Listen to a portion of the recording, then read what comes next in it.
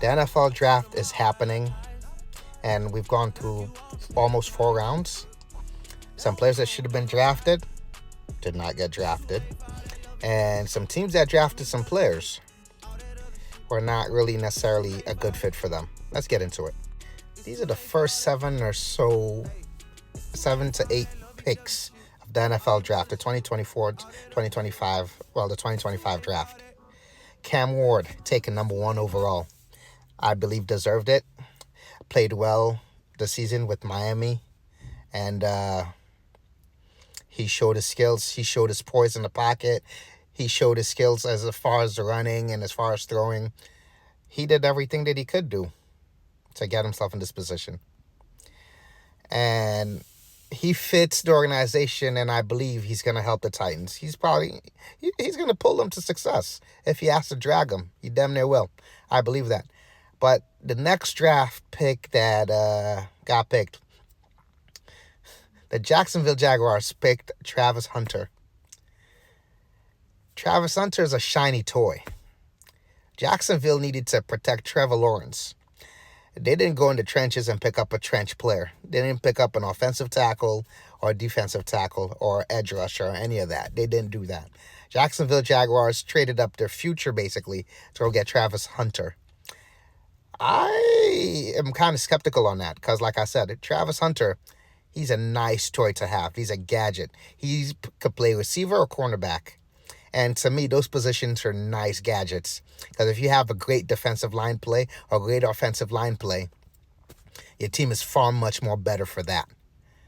And I wasn't into that pick, really, for Jacksonville Jaguars and basically trading away their future. The next pick, the New York Giants picked Abdul Carter. It's a great pick, but you don't want to end up like the Browns. You have Myles Garrett, great pick, but your franchise quarterback is nowhere to be found. So basically, you have a shiny toy in the edge rusher and Abdul Carter, and he basically doesn't do much for you as far as bringing you to prominence because you don't have that cornerstone in your pocket, that ace in your pocket, your franchise quarterback and your franchise defensive tackle or your franchise edge rusher. You just don't want to be that team. The New York Giants, and then they double back around. They drafted Jackson Dart instead of drafting a Shedeur Sanders when you had the opportunity. So we'll let history play itself out. We'll have to wait and see how this plays out. But I feel like Shedeur would have been the better pick as far as quarterbacks go because they would have had a cornerstone in their quarterback position, and then they would have had a edge rusher who may be a future Hall of Famer in Abdul Carter. So they would have gone 2 for 1. They would have killed 2 birds, 1 stone in this draft. But they didn't do that. The Patriots picked Will Campbell. Great pick. Great pick. Because if you have a future quarterback, if you have a cornerstone in your organization, which is your quarterback, who could potentially help you get to more playoff wins or, win more games, basically, you need to protect him. And the more protection the quarterback has, the better he looks. So the Patriots did a good job with that. Great matchup. And the Browns got Mason Graham, defensive tackle from Michigan. Well, they did good. You got to build up your trenches. Your trenches is where you win and lose the games. And it showed us that in the playoff, in the Super Bowl, when the Kansas City Chiefs went against the Philadelphia Eagles, and the Philadelphia Eagles defensive line ate up Kansas City. They ate them all up. That's why Patrick Mahomes had to make quick decisions, snap decisions, get rid of the ball, and make mistakes. And they ended up losing the Super Bowl in a bad way. So kudos to you, the Cleveland Browns. Kudos to you, the Cleveland Browns, for picking up a defensive tackle to shore up your defensive line so that you could potentially be in close games and not lose games in shootout fashions like you did last year.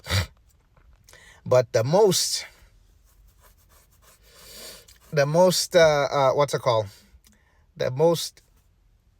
impactful pick, if he works out, will be Ashton Genty for Pete Carroll. because Pete Carroll's trying to reproduce what happened with the Seahawks when he had Marshawn Lynch make a Super Bowl run. Geno Smith is not Russell Wilson, but Geno Smith and Ashton Jeanty. If Ashton Jeanty ends up working out on the Raiders, it's a great option. It's a great pick.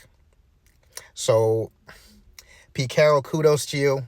You're trying to build up that culture. You're trying to build a winning culture. You're trying to build a tough culture with the Raiders. And it starts with the running game. And you need to be able to pound the ball. And you got...